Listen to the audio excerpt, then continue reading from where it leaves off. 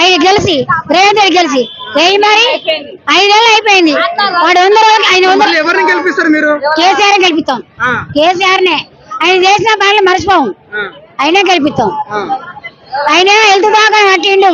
అక్క ఇప్పుడు 5 నెలల పరిపాలన ఏది అనిపిస్తుంది మీకు? ఏం మంచి అనిపిస్తలేదు.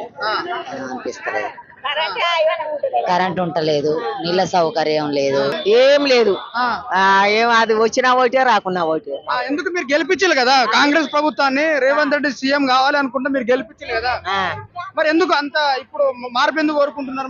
మరి ఏది ఆయన బాగు చేసింది ఒక బస్సులో మాత్రం ఫ్రీగా తోలుతాడు. అంతవరకు ఎట్లా ఉంది మీకు? ఇప్పుడు బస్సు పథకం ఫ్రీ ఇచ్చింది కదమ్మా, సో ఏ విధంగా అనిపిస్తా ఉన్నది మీకు? ఏ విధం లేదు. మాకు ఇల్లు ఇచ్చాడా, వాకిలు ఇచ్చాడా? బస్సులో ఎక్కింది కదా మీరు, బస్సులో ఎట్లా అనిపిస్తుంది? ఒక బస్సు ఫ్రీ, ఒక ఆడదానికి, మొగోనికి అయితే కిరాయే. ఇక ఏమున్నది మరి మొగ